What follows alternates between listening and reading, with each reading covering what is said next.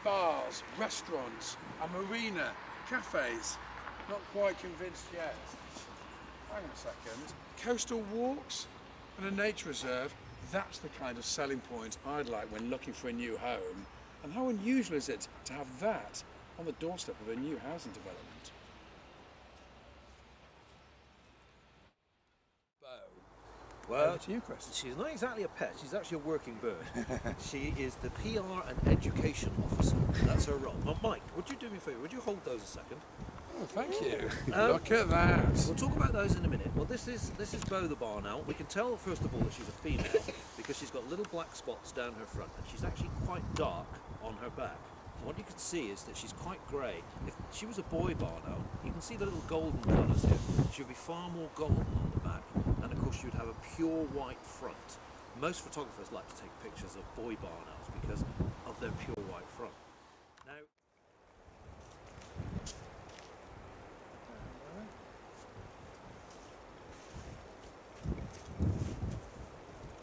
I spy with my little eye lots of winter thrushes. I think one of the best features of Portbury Wharf are these wonderful, magnificent, mature hedgerows, chock full of hawthorn, blackthorn, bramble and dog rose. And of course this year it's been fabulous for berries, and the birds here are gobbling them down.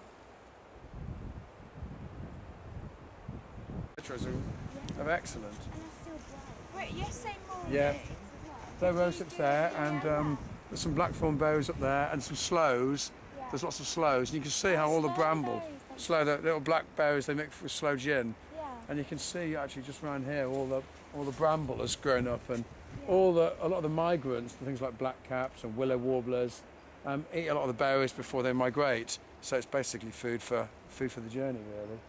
So the other great thing about these is the birds can move along undisturbed, so they can use it literally as a corridor to work their way around the whole of the reserve. It's very, very, they're really important hedgerows. I think one of the worst things that happened to the British countryside, particularly farming countryside, is that we've lost a lot of these hedgerows, and they're incredibly important for wildlife. And here, they've got them in abundance, which is fab. I feel quite privileged actually. I'm one of the very first people to lift a pair of binoculars in the new hide at Portbury Wharf. There's a few birds out there, but I get the feeling as the site matures and they get the water levels right on the lake in front, it's going to be fantastic for birds, particularly waders and duck. It can only get better.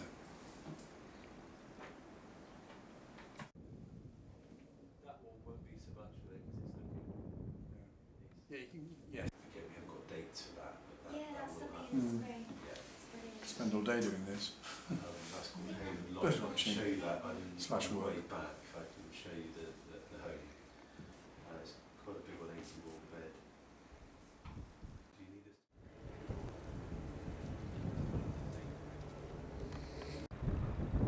This is what normally happens. The cameraman does all the work and the presenter just stands around looking pretty. Not even pretty in my case. Steve's filming GVs, which GVs is what we call general views.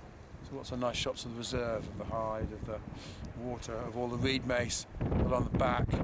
So we can kind of fill out and block out the show with lots of nice shots of the reserve.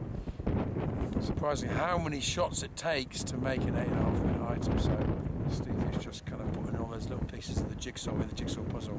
Hopefully we'll have enough to make a nice piece. It's the end of the day and I'm just watching a mini murmuration of starlings flying over Portbury Wharf, Bristol's newest nature reserve. Look, Porter's Head's just over there, and they're paying for this. Can't say fairer than that.